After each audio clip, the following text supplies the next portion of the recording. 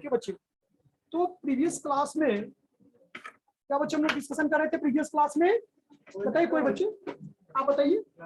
हाँ आप आए थे प्रीवियस क्लास ना? हाँ क्या?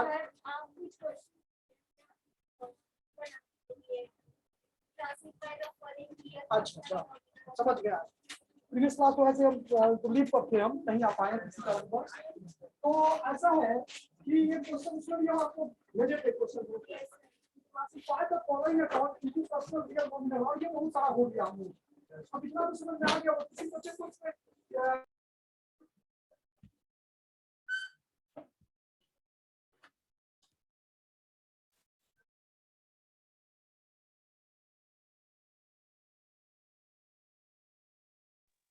Good afternoon sir.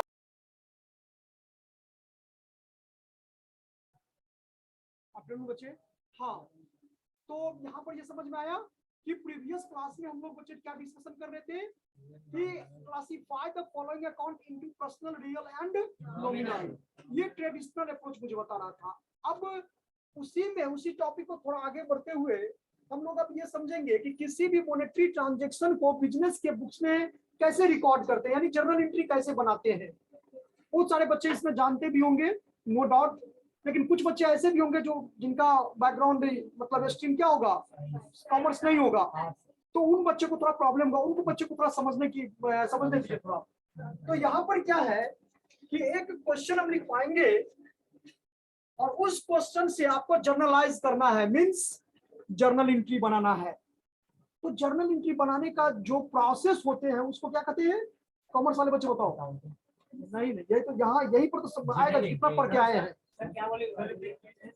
किसी भी मॉनेटरी ट्रांजैक्शन को बिजनेस के बुक्स में रिकॉर्ड करने की प्रोसेस जो होती है उस प्रोसेस को क्या कहते हैं? नहीं, जर्नलाइजिंग। ठीक है, ओके, समझ में आया कि किसी भी मॉनेटरी ट्रांजैक्शन को बिजनेस के बुक्स में जो रिकॉर्ड करते हैं उस रिकॉर्ड करने की जो प्रोसेस होती है उसको क्या कहते हैं? जर्नलाइजिंग। ओके, तो जर्नलाइजिंग करने का एक स्टेप्स है। अच्छा बताओ स्टेप्स कितना स्टेप्स है? आप ही जो जर्नलाइजिंग आंसर दिए, जैसे किसी भी मॉनेटरी ट्रांजैक्शन को जर्नलाइजिंग आप करते हो ना, what are the steps of journalising? Question तो हो सकता है। एक मिनट पहले इनको बता दें। हाँ बताइए आप। हाँ फर्स्ट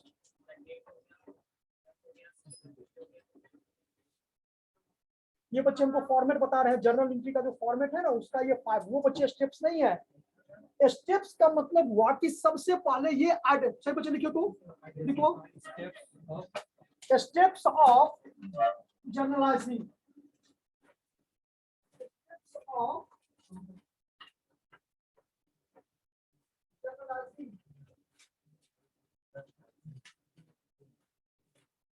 Steps of जर्नलाइजिंग। तो मीनिंग ऑफ जर्नलाइजिंग समझ में आया? नहीं समझ में आया? नहीं सर। जैसे क्या प्रोसेस समझ में आता है? है ना? तो प्रोसेस मींस क्या, जब किसी भी monetary transaction, any types of transaction means monetary transaction, अब नॉन मॉनेटरी नहीं, नॉन मॉनेटरी मींस यहाँ पर ये हुआ कि does not affect the books of account. Non monetary transaction business के बुक्स को अफेक्ट नहीं करता है। ठीक है, जैसे आपको नॉन मॉनेटरी में आपका ये हो गया कि दुकान पर एक भिखारी आया और वो दवा मतलब आशीर्वाद दिया कि आपका बिजनेस फले फूले, तो क्या बिजनेस उसको रिकॉर्ड करेगा बिजनेस के बुक्स में? ध्यान देना, नॉन मॉनेटरी ट्रांजैक्शन जिसको आप मनी के टर्म में एक्सप्रेस नहीं कर सकते हो, जो कैशलेस है। नहीं कैशलेस को अलग किया तो आपको वो तो नहीं, कैशलेस का मतलब ये हुआ कि चलो भाई हम एट ए टाइम आपको कैश नहीं देंगे, हम कार्ड से पेमेंट कर देंगे, हम उसकी बात नहीं कर रहे हैं। मतलब कैश है ही नहीं। अब जैसे मान लो एक भिखारी है या एक अंधा व्यक्ति है, उसको रोड क्रॉस करवा दिए, तो क्या उससे हम ऐसे बिना स्वार्थ का कुछ पैसे लिए हुए, जैसे एक और एग्जांपल है कैश इन हैंड तो कैश ट्रांजैक्शन में, तो वो तो क्या है ये समझ लो फिर से। जैसे अभी आपको पढ़ा रहे हैं, मुझे कॉलेज की तरफ से सैलरी मिलता है each and every month, it is called monetary transaction मेरे लिए। लेकिन यही पढ़ाई जब हम अपनी बेटी को घर पर पढ़ाते हैं, बच्चे को पढ़ाते हैं, इट इज सर्विस तो दोनों के लिए क्या है, सेम है। आपको भी 1 घंटा पढ़ाते हैं, उसको भी 1 घंटा पढ़ाते हैं, लेकिन वहां पर जो मोटिव है, वहां पर कोई मेरा मनी जनरेट नहीं हो रहा है, it is called non monetary transaction. लेकिन यहाँ पर क्या हो गया, नॉन इकोनॉमिक, यहाँ पर क्या हो गया, it is called monetary transaction. Another example, कोई पेड किसी दूसरे घर में जाके काम करती है, तो ये मनी जनरेट करने के ऑब्जेक्ट से काम करती है, it is called monetary transaction. लेकिन वही काम जब अपने घर में अपने लिए खाना बनाती है, तो वो क्या हो गया, नॉन मॉनेटरी ट्रांजेक्शन। एक डॉक्टर के द्वारा सर्विस प्रोवाइड करना, अपने पेशेंट को देखना, फी लेकर के, मॉनेटरी ट्रांजेक्शन। और वही डॉक्टर जो अपने फैमिली मेंबर को देखता है, तो क्या उससे भी फी लेगा, नहीं लेता है, तो इट इज कॉल्ड क्या, तो मॉनेटरी ट्रांजैक्शन को बिजनेस के बुक्स में रिकॉर्ड करते हैं, और उसी से मुझे बिजनेस का क्या होता है, प्रॉफिट और लॉस का पता चलता है। तो एक डिफिनेशन भी बताए थे कि जो ट्रांजैक्शन हम लोग बिजनेस के, देखो होता क्या है,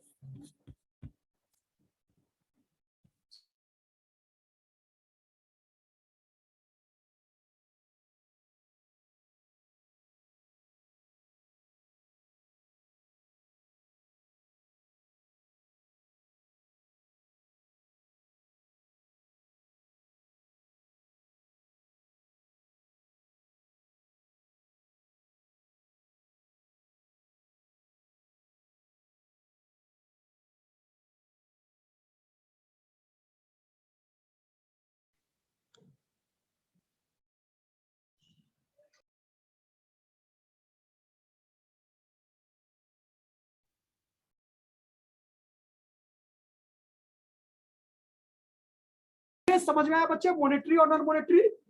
तो जितने भी मॉनेटरी ट्रांजैक्शन है, उन सभी मॉनेटरी ट्रांजैक्शन को बिजनेस के बुक्स में रिकॉर्ड की जाती है। क्यों रिकॉर्ड की जाती है, क्योंकि उसको क्लासिफाई भी करना है, उसको समराइज भी करना है, तब जाकर के उसका क्या बनता है, final account. It is called step of क्या, जर्नलाइजिंग। अब समझ में आया कि बिजनेस का मोटिव कहाँ, बिजनेस का जो ऑब्जेक्ट है, बिजनेस का जो पर्पस है, वो कहाँ जाकर फुलफिल होता है, तो फाइनल अकाउंट में जाकर के, तब जाकर के उसको पता चलता है कि हम जो ये साल भर काम किए, हम जो ये साल भर बिजनेस किए, इस बिजनेस को करने से मुझे क्या प्रॉफिट हुआ और क्या लॉस हुआ। एक डिफिनेशन भी हम आपको बताए थे, AICPA है, AICPA American institute of certified public accounts, और उसमें डिफिनेशन आपको बताए थे, AICPA American institute of certified public accounts, और उसमें डिफिनेशन बताए थे आप लोगों को कि अकाउंटिंग क्या है, तो accounting is the art of recording, classify, देखो रिकॉर्डिंग से स्टार्ट हो गया, accounting is the art of recording, classifying, summarising, ये तीनों चैप्टर है। रिकॉर्डिंग मतलब journal entry, classifying means ledger, और समराइजिंग मींस क्या, trial balance.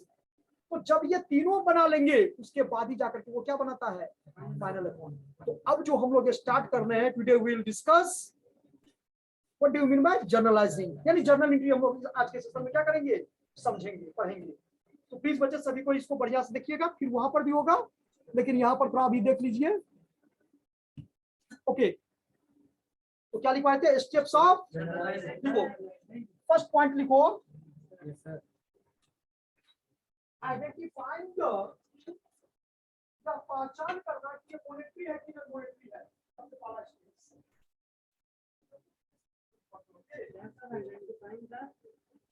Identifying the financial transaction,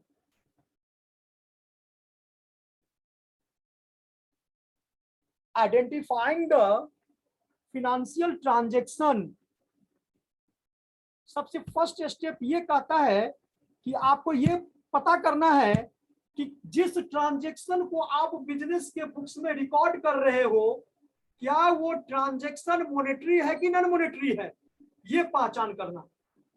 अभी हम एग्जांपल भी बताए बहुत सारे, ठीक है। तो सबसे पहले क्या है, आइडेंटिफाई करना।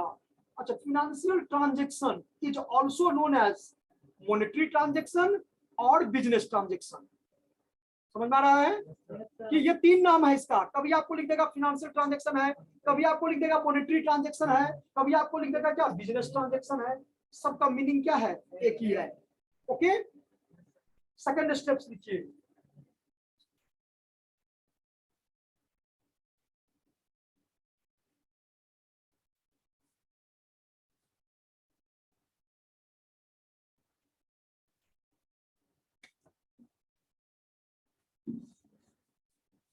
फर्स्ट क्या था, सेकंड लिखिए, recording of the financial transaction, और उसको थोड़ा डैश देके लिख दीजिएगा यहाँ पर, ये देखिए ऐसे। सेकंड स्टेप क्या है, रिकॉर्डिंग, ऐसे ही लिखिएगा, शॉर्ट में तो भी समझ में आ जाएगा। रिकॉर्डिंग मतलब किसको रिकॉर्डिंग, फिनेंशियल ट्रांजेक्शन को, ये कॉमन है। आप रिकॉर्डिंग यहाँ पर किसको करोगे, फाइनेंशियल ट्रांजेक्शन को, okay, because financial transaction affect the books of क्या, अकाउंटिंग। जो मॉनेटरी ट्रांजेक्शन है वही बिजनेस की बुक्स को अफेक्ट करता है, इसीलिए उसको रिकॉर्ड की जाती है। और जो नॉन मॉनेटरी ट्रांजेक्शन है, या जो आपको नॉन बिजनेस ट्रांजेक्शन जो भी कहिए आप, ठीक है, वो बिजनेस के बुक्स को इफेक्ट नहीं करते। यही रीजन था, आप लोग पढ़े होंगे ट्रेड डिस्काउंट, ट्रेड डिस्काउंट को रिकॉर्ड नहीं करते थे, याद है, जो बच्चे पढ़े होंगे 11th में। तो यहाँ पर याद रखना है, ट्रेड डिस्काउंट का एंट्री नहीं, वो हम लोग डिस्कशन करेंगे आगे, ठीक है। फिलहाल ये समझ ले, रिकॉर्डिंग समझ में आ गया। नेक्स्ट लिखिए classifying, classifying third point. Fourth point में लिखिए समराइजिंग। इतना बड़ा दिखाई दे रहा सही बच्चे को, और बड़ा, ठीक है, समराइजिंग। फोर्थ पॉइंट लिखिए, सॉरी फिफ्थ, फाइनल अकाउंट।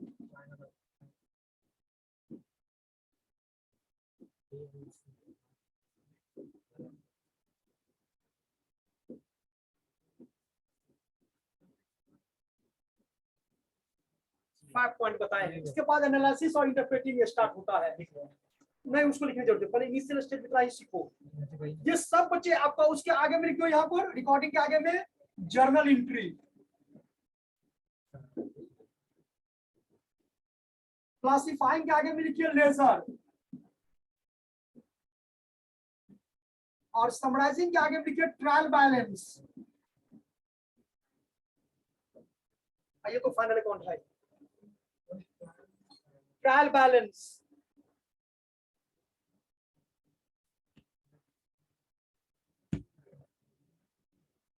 अब इसको स्टेप बाय, यहाँ थोड़ा आपको हम इंट्रो देते हैं, सभी के बारे में थोड़ा थोड़ा बताएंगे, बाकी आपको चैप्टर में हम लोग क्या करेंगे, डिटेल डिस्कशन करेंगे, ओके। यहाँ पर सबसे पहला क्या वर्ड है, रिकॉर्डिंग। रिकॉर्डिंग का मतलब यहाँ पर क्या हुआ, आइडेंटिफाई समझ आ गया, उससे कोई ज्यादा इंपॉर्टेंट पॉइंट नहीं है, आइडेंटिफाई करना कि यह जो ट्रांजेक्शन है वो मॉनेटरी है कि नहीं है।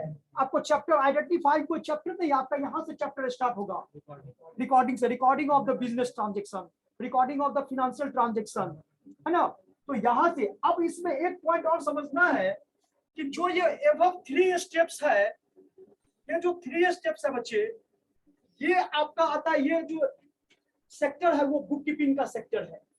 किसका सेक्टर है ये, और इसके बाद का जितने भी सेक्टर है वो किसका है, अकाउंटिंग का। इसीलिए क्वेश्चन आप याद करो कि where bookkeeping ends and accountancy begin, ये क्वेश्चन आता है, इंपॉर्टेंट क्वेश्चन है ये, कि बुक कीपिंग का काम जहां समाप्त होता है वहीं पर अकाउंटिंग का काम क्या होता है, स्टार्ट होता है। और जहां अकाउंटिंग का काम समाप्त होता है वहां पर ऑडिटिंग, जो सीए चार्टर्ड अकाउंटेंट सब जो कंपनी का है वो क्या ऑडिटर है, ऑडिटर मतलब जो ऑडिटिंग का काम करता है। तो ये चीज कहता है कि जहां बुक कीपिंग समाप्त होता है वहां अकाउंटिंग स्टार्ट होता है, और जहां अकाउंटिंग एंड होता है वहां पर ऑडिटिंग, जो ऑडिटर के द्वारा किया जाता है। नहीं, एसेट्स का इन्वेस्टिगेशन करता है, वैल्यूएशन करता है, वेरिफिकेशन करता है, तब ना वो जांच में पकड़ता नहीं है, इतना ही आपका आमदनी था, इतना आप कैसे अर्जित कर लीजिए, है ना। तो ये तो ऑडिटिंग होता है, तभी तो पता चलता है ना, ईच एंड एवरी सेक्टर, जो भी, चाहे आप स्मॉल हो तो स्मॉल में जनरली इतना जरूरी, अब सब छोटा मोटा दुकानदार है वो चार्टर्ड अकाउंटेंट थोड़े हायर करेगा, क्योंकि उसका तो सैलरी बहुत ज्यादा होता है ना। तो ये स्मॉल स्केल पर नहीं है, ये आपका किस पर है, लार्ज स्केल पर, जो मैन्युफैक्चरर सब होता है, जो मैन्युफैक्चरिंग का काम करता है जनरली कंपनी। यही रीजन है कि ICAI, institute of chartered accountant of India, जिसकी स्थापना कब हुआ था, 1949 में। देश आजाद हुआ तो 2 काम किया गया, एक तो आपको बैंकिंग रेगुलेशन एक्ट, है ना, और ये आपका ICAI, इसका इंस्टीट्यूट की स्थापना ये 1949 में ही हुआ था। आप लोग रिसर्च करके देख लोगे आप लोग, ठीक है। तो उससे पहले जो बिजनेसमैन से बिजनेस करता था मनमाने ढंग से करता था, जिसको जैसे मन होता था बुक्स को क्या करता था, मेंटेन करता था। उसके बाद अब एक गाइडलाइन बना दिया गया कि भैया हम जो रूल बनाएंगे उसी को आपको फॉलो करना है, अदरवाइज आपके जो डेटा है उसको इनवैलिड माना जाएगा। समझ में आ रहा है क्या करना चाह रहे हैं? इंसॉल्वेंट का नाम सुनी हो? बड़े बड़े बिजनेस सब इंसॉल्वेंट नहीं सुनी हो? जब उसका लायबिलिटी ज्यादा हो जाता है, जनरली इंडिया में जब उसका लायबिलिटी क्या हो गया, ज्यादा हो गया, और एसेट्स क्या हो गया, कम हो गया, यानी वो अपने लायबिलिटी को पेमेंट करने में कैपेबल नहीं है, तो उस बिजनेस को क्या, तो ये तो कोर्ट के द्वारा होता है, क्रेडिटर के द्वारा भी होता है, लेकिन क्रेडिटर के केसेस में जनरली ये सक्सेस ज्यादा नहीं होता है। कभी कोई क्रेडिटर चाहेगा कि हमको पैसा नहीं दे, अब तो कोर्ट क्रेडिटर तो कहेगा ही हमको पैसा दो ही, लेकिन अब वो बिजनेस के पास से पैसा है ही नहीं, तो बिजनेस के पास क्या ऑप्शन है कि वो कोर्ट में जाकर के एप्लीकेशन दे और वो अपना डेटा दिखाए। कौन सा डेटा, तो जो डबल एंट्री सिस्टम मेंटेन किया है, सिंगल एंट्री सिस्टम नहीं, डबल एंट्री सिस्टम जो मेंटेन किया है, ठीक है, तो कोर्ट उसके डेटा को देखता है और देखता नहीं सही में इनका लायबिलिटी क्या है, ज्यादा है, और एसेट्स क्या है, कम है, उनको डिक्लेयर कर दिया जाए। तब फिर कोर्ट के तरफ से एक पर्सन आता है जिसको हम लोग लिक्विडेटर कहते हैं, क्या कहते हैं, और वो लिक्विडेटर लिक्विडेशन का काम करता है, मतलब उस कंपनी का जितना भी एसेट्स है सबको बेच देगा और उसको सीक्वेंस में क्या करता है, लेकिन बेचने के बाद जो पैसा आएगा सबसे पहले अपना कमीशन लेगा वो, उसके बाद ही जो पैसा बचेगा वो अपना जो उसका डिवेंचर होल्डर है सबसे लास्ट में शेयर होल्डर को मिलता है। तो ये प्रोसीजर है ये, ठीक है। तो हम लोग यहाँ पर ये समझेंगे पहले कि सबसे पहले हम लोग रिकॉर्डिंग कैसे करते हैं। चलिए देखिए, तो क्वेश्चन है, लेकिन क्वेश्चन लिखने से पहले आप फॉर्मेट पहले लिख लीजिए, फॉर्मेट ऑफ, हाँ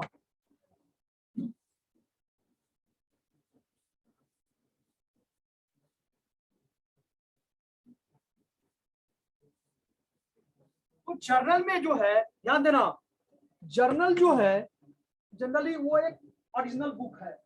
कौन सा बुक है, ओरिजिनल एंट्री, जबकि लेजर क्या है, प्रिंसिपल बुक है। याद रखना, लेजर जो है वो क्या है, प्रिंसिपल बुक है, ये क्या है, ओरिजिनल बुक है इसको, ठीक है।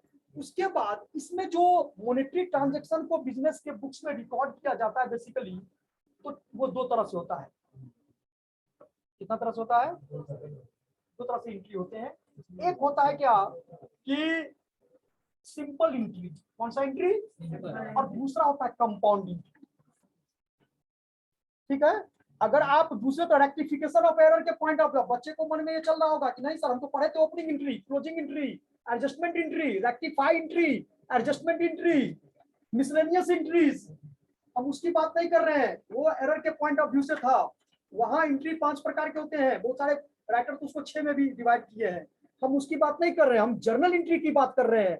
तो जर्नल एंट्री चैप्टर जैसे ही आप स्टार्ट करोगे बच्चे, तो सबसे पहले आपको आएगा कि journal entry is divided into 2 types, या एक तो सिंपल एंट्री हो गया जिसमें only for 2 accounts are affected, one account debited then another account.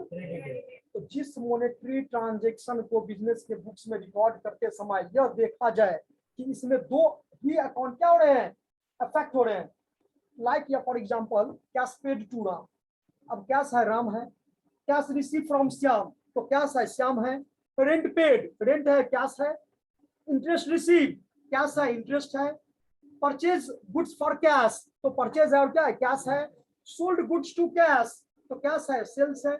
आप क्या देख रहे हो इस ट्रांजैक्शन में कि इस ट्रांजैक्शन में सिर्फ और सिर्फ 2 ही अकाउंट क्या हो रहे हैं, अफेक्ट हो रहे हैं, it is called simple entry.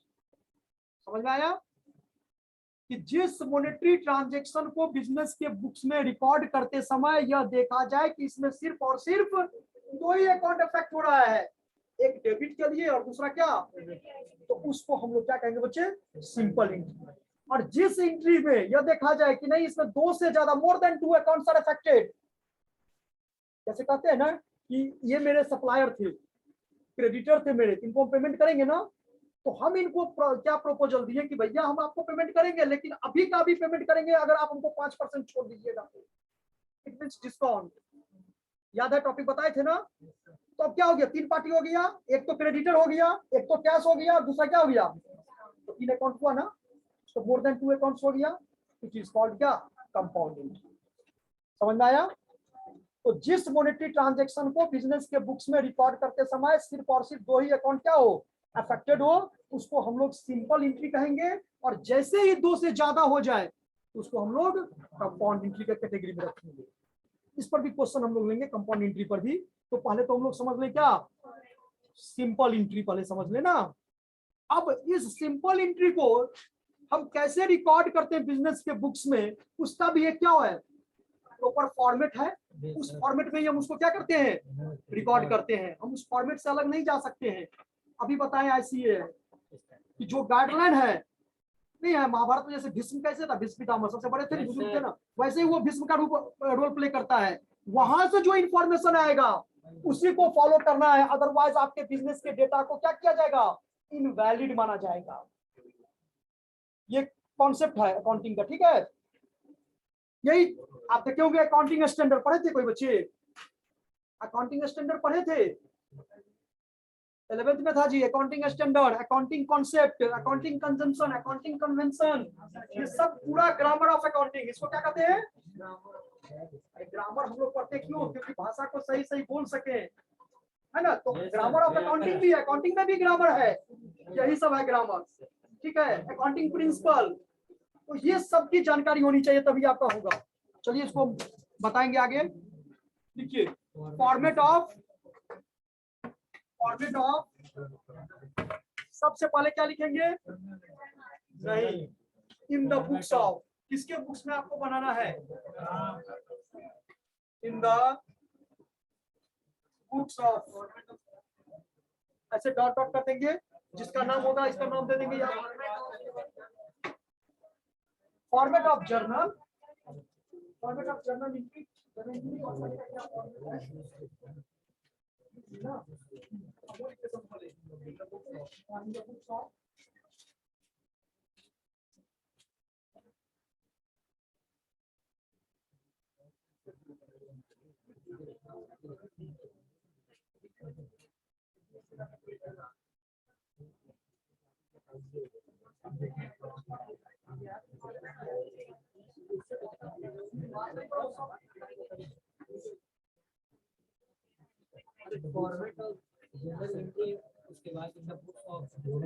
हाँ। अब इसके नीचे लिखिए जर्नल एंट्री,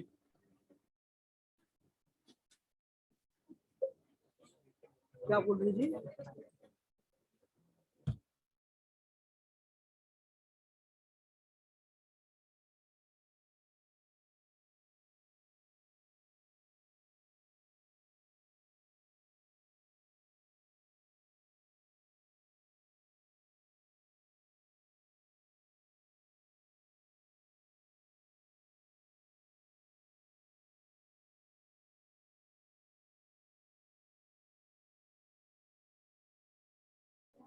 तो यहाँ पर लिख लिया। बहुत सारे राइटर जो बुक में मिलेंगे आपको फॉर्मेट में, तो इस तरह से भी लिखा हुआ मिलेगा कि journal entry in the books of, एक ही लाइन में, वो भी गलत नहीं है, बट हर एक टीचर का अपना क्या है, अलग अलग है।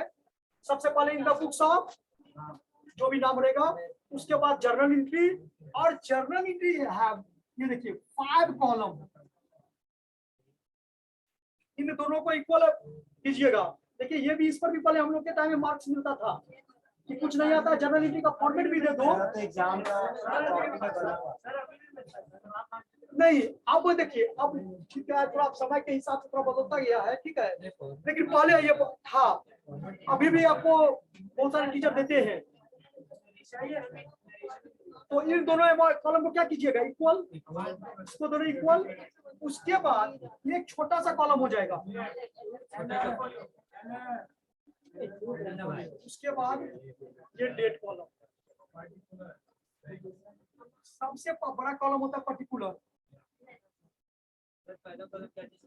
देखो जो बच्चे पढ़ के आए उसको बहुत इजी लग रहा होगा, बहुत इजी लग रहा होगा, क्या सर ये बच्चे वाला पढ़ाते हैं, लेकिन जो साइंस बैकग्राउंड से है उनको जितना आपको इजी लग रहा है उतना ही तकलीफ उसको लग रहा होगा। नहीं सर, आप बता दीजिए। देखो इधर कंफ्यूजन हो रहा है, क्या बोलिए, 50 सर का भी और आप वाला। हाँ तो थोड़ा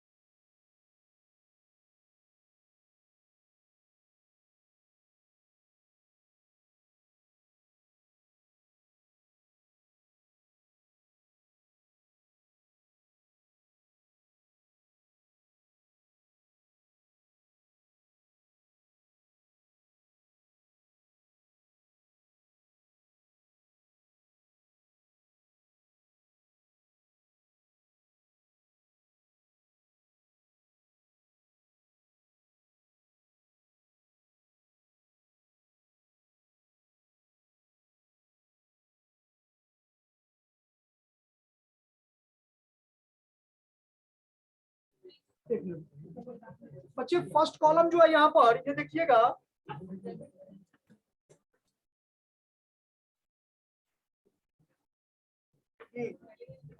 फर्स्ट कॉलम ये आपका डेट का कॉलम है, और इसको देख लीजिएगा आप लोग पहले, उसके बाद फिर आगे बढ़ाते हैं। देखो फर्स्ट कॉलम क्या है, डेट का कॉलम हो गया कि किस तारीख को, किस डेट को आप ट्रांजैक्शन किए हैं, उसको इसमें रिकॉर्ड करेंगे। Second column is very very important, इससे बड़ा इंपॉर्टेंट, वैसे तो सब कॉलम इंपॉर्टेंट है, लेकिन सभी में जो इसका स्थान है वो सबसे महत्वपूर्ण कॉलम है ये। क्यों है, क्योंकि इसमें सबसे ज्यादा काम आपको करना पड़ेगा पर्टिकुलर कॉलम में। First line is called debit, second line is called credit, और थर्ड लाइन होता है नरेशन का, यानी एक्सप्लेनेशन का, कि आपने जो मॉनेटरी ट्रांजैक्शन बिजनेस के बुक्स में रिकॉर्ड किए हैं उसको, उस ट्रांजैक्शन के बेसिस पर किसको डेबिट करना है, किसको, ये मुझे ये कॉलम बताएगा। ये कॉलम तो डेबिट के साइड में, डेबिट के साथ, जैसे डेबिट हो गया है ना, उसके सामने डेबिट का अमाउंट, और क्रेडिट के सामने क्रेडिट का अमाउंट। थोड़ा स्पेस देकर के अभी हम एक क्वेश्चन आपको समझाएंगे तो क्लियर और हो जाएगा। ठीक है, क्वेश्चन लिखिए बच्चे सभी कोई।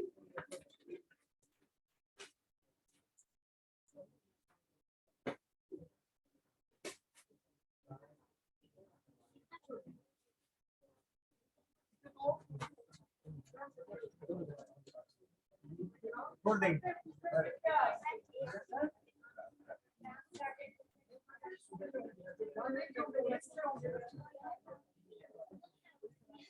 म्यूट हो। देखो, राम स्टार्टेड, ध्यान से सुनो, Ram started business with cash is rupees, date वही लिखना, जन फर्स्ट कर देना, 2019 जनवरी 1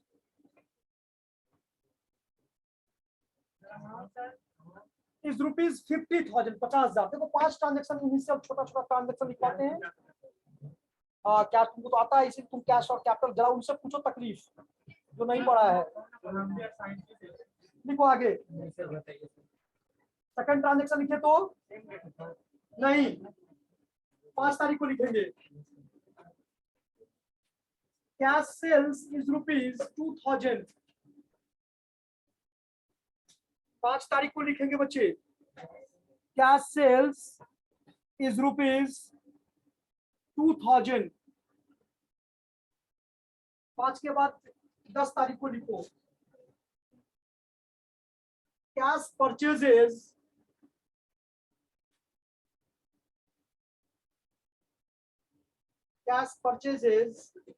is rupees 5,000। डेट आपने लिख रही है 1, 5, 10, तीन ट्रांजेक्शन है, तीनों का डेट है। फर्स्ट ट्रांजेक्शन है 1 जनवरी को, सेकंड ट्रांजेक्शन 5 तारीख को, और थर्ड ट्रांजेक्शन है 10 तारीख को। 12 तारीख को लिखिए।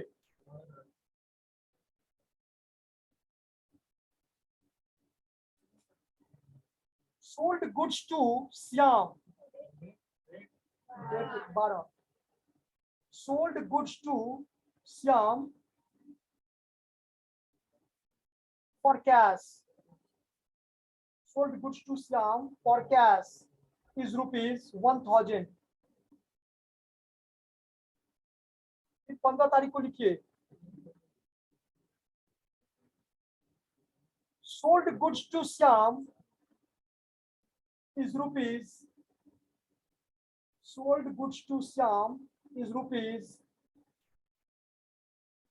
3,000।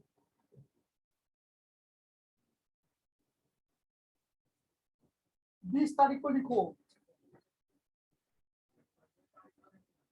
sold goods to Shyam is rupees 3,000।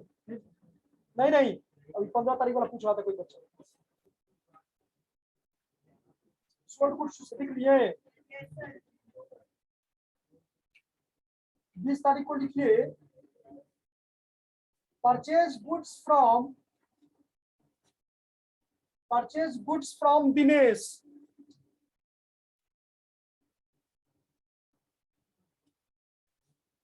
is rupees 1000.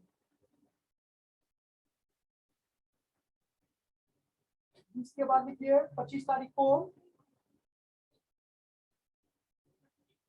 हाँ 25 को, purchase goods from Dinesh, purchase goods from Dinesh for cash, date 25 है,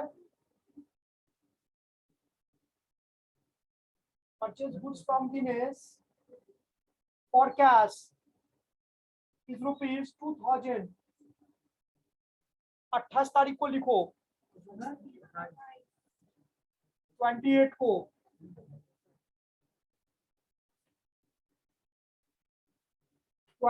को, लिखो,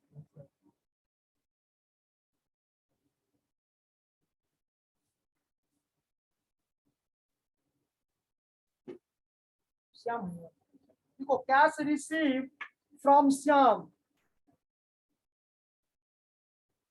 cash received from Syam is rupees 2000.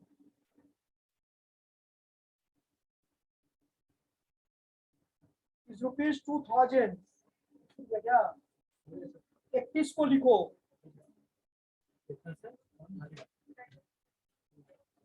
पहले सब कोई लिखो फिर आगे बोले,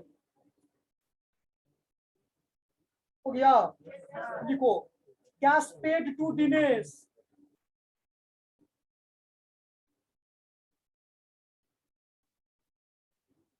cash paid to Dinesh is rupees 1000. Cash paid to Dinesh is rupees 1000. देखो नॉर्मल परचेज और सेल का ट्रांजैक्शन दिए, इसी में 10 ट्रांजैक्शन हो गया होगा, कितना हुआ देखो तो,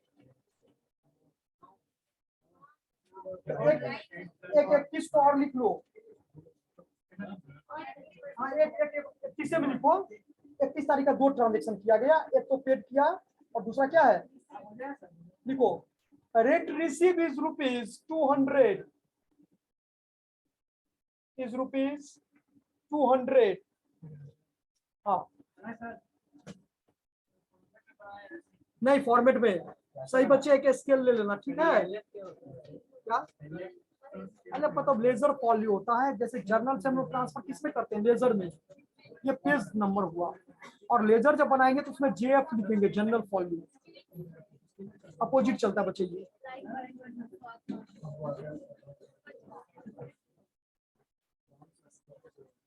देखो एक हम क्वेश्चन यहाँ पर समझा रहे हैं, बना रहे हैं आप लोगों को, 1 मिनट से बच्चे रुक जाएंगे, एक ट्रांजैक्शन को हम बना के यहाँ बता रहे हैं, बाकी आप लोग खुद से मेहनत करोगे, नहीं बनेगा तो फिर नेक्स्ट क्लास में इसको क्या करेंगे, हम समझाएंगे। देखो सबसे पहला ट्रांजैक्शन क्या है, अब इसमें नोट हम बताए होंगे कि प्रोप्राइटर्स जो अकाउंट होता है वो 2 प्रकार का होता है, एक ड्राइंग दूसरा कैपिटल। तो when proprietor is receiver then drawing account is debited, और proprietor is giver then capital account is क्या, ये नोट बताए होंगे आप लोगों को, यस या नो। तो इसमें आप देखो, नहीं तो लिख लो, in case of sole trading concern, जब बिजनेस का ओनर क्या हो, ओनली 1 पर्सन हो, मतलब मालिक भी वही है, नौकर भी वही है, सब पूरा का पूरा वही लेगा, हाँ छोटा सा दुकान हो, ठीक है, सब वही करेगा। लिखो इन केस ऑफ है ना, क्यों बोल रहा है,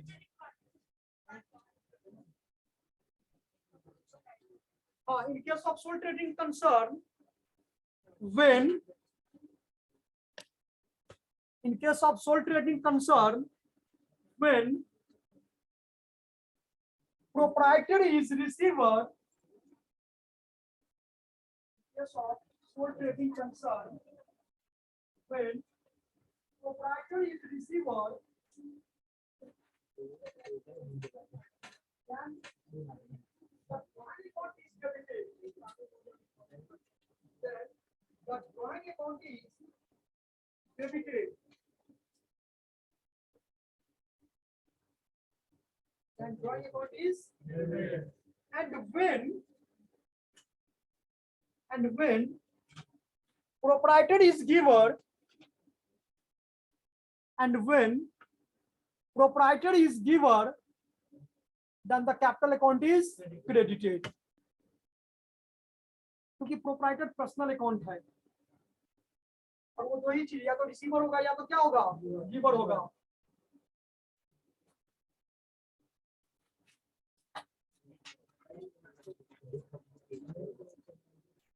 तो अब इसका देखो, इसमें क्या कॉम्बिनेशन हुआ कि बिजनेस के पॉइंट ऑफ व्यू से सोचना है तो हमेशा ईच एंड एवरी टाइम जब भी जनरल नीति बनाओगे अपने आप को बिजनेस समझ लेना। तो बिजनेस में कैश क्या हो रहा है, आ रहा है, तो कैश मतलब रियल अकाउंट और प्रोप्राइटर मींस क्या, पर्सनल अकाउंट। तो कॉम्बिनेशन क्या हुआ यहाँ पर, रियल और पर्सनल का हुआ ना, बोलो बच्चे, रियल अकाउंट और दूसरा क्या हुआ, पर्सनल अकाउंट। अब सवाल यह है कि इसका भी डेबिट की क्रेडिट, कि इसका भी डेबिट की क्रेडिट। ऐसा नहीं है कि इसका डेबिट और इसका क्रेडिट, ऐसे भी हो सकता है, तो तब तो ये इसका जरूरत ही नहीं है, तो ही ना होगा, एक डेबिट दूसरा क्रेडिट। तो कैश कम यानी इसका ये डेबिट का रूल अप्लाई होता है और इसका ये पॉइंट आया समझ में। रियल अकाउंट कैश कौन सा है, देखो क्या बताए थे स्टेप्स में, identify the business transaction, identify कर लिए कि रुपया है, बिजनेस स्टार्ट किया जा रहा है। सेकंड क्या था उसका स्टेप्स, आप जो किसी भी जनरल एंट्री को बिजनेस के बुक्स में रिकॉर्ड करोगे, अभी थोड़ा देर पहले जो हम बताए थे वो आपका ये था स्टेप्स ऑफ क्या था, ये structure of book keeping and accountancy था, वो जो अभी थोड़ा देर पहले लिखवाए थे। उसको जनरल नहीं हटा दो, उसको लिखो तो steps of book keeping and accounting, तब उसको लास्ट में एक्सप्लेन किए थे कि बुक कीपिंग समाप्त होता है तो अकाउंटिंग क्या होता है। हाँ हाँ, और ये जो जर्नलाइजिंग का जो स्टेप्स है ना, ऐसे ओरली बताते, समझने की कोशिश करना। पहले तो आइडेंटिफाई कर लेंगे, ठीक है, उसके बाद क्या करेंगे कि उसका मतलब नेचर ऑफ अकाउंट, कौन सा नेचर है, पर्सनल है कि रियल है कि। अब जैसे नेचर फाइंड आउट कर लिए, उसके बाद उसका क्या करेंगे, रूल को अप्लाई करेंगे। जैसे है यहाँ एक क्वेश्चन क्या है, बोलो तो, Ram started business with cash ₹30 कितना, ये है ना। तो आप क्या देख रही हो, एक तो ये कैश अकाउंट है, पहले तो आइडेंटिफाई के मॉनेटरी ट्रांजैक्शन है, देखो पांचों स्टेप समझा, ध्यान समझना। आइडेंटिफाई कर लिया मॉनेटरी ट्रांजैक्शन है। सेकंड स्टेप्स क्या है कि account to be affected, second steps क्या है, अकाउंट्स टू बी अफेक्टेड, मतलब उस ट्रांजैक्शन में कौन कौन सा अकाउंट अफेक्ट है। तो हम ये देख रहे हैं कि एक तो कैश अकाउंट है और दूसरा कौन सा अकाउंट है, नाम है। अब स्टार्टेड कोई अकाउंट नहीं है बच्चे, बिजनेस कोई अकाउंट नहीं है, विथ कोई अकाउंट नहीं है, समझ में आया। फिर से रिपीट कर रहे हैं, सबसे पहला जो स्टेप्स है जर्नलाइजिंग का वो ये है कि ये आइडेंटिफाई करना कि मॉनेटरी है कि नहीं है। सेकंड है कि अकाउंट्स टू बी अफेक्टेड, कौन कौन सा अकाउंट उस ट्रांजैक्शन में क्या हो रहा है। और थर्ड जो है कि इसका नेचर क्या है, नहीं पर्सनल अकाउंट है, और ये क्या हो जाएगा, ये तीनों स्टेप्स पहले समझ में। इसको जिस बच्चे को समझ में आ गया वो आराम से जर्नल एंट्री कोई भी बना लोगे। समझ में आया कि ये पर्सनल अकाउंट है और ये क्या है। यही रीजन है कि हम आपको बार बार उस टॉपिक पर क्वेश्चन को क्या किए, लगभग 7-8 क्वेश्चन प्रैक्टिस करवाए अभी कि classify the following account, classify the following. आप लोग को इरिटेट भी लग रहा होगा, क्या सर है कि क्वेश्चन बार बार पूछ रहे हैं।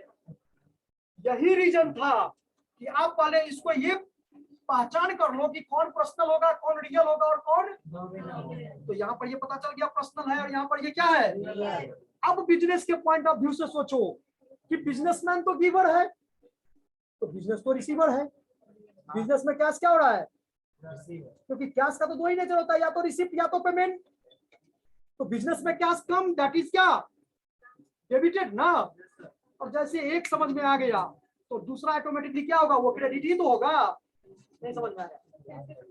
जैसे कैश बिजनेस में क्या हो रहा है, आ रहा है कि जा रहा है, बिजनेस से आ रहा है, तो कैश कम, दैट इज क्या, debited. And proprietor is giver, तो प्रोप्राइटर इज गिवर तभी नोट लिख पाए क्या कि प्रोप्राइटर जब गिवर होगा तो कैपिटल को क्या करेंगे। नहीं समझ में आया।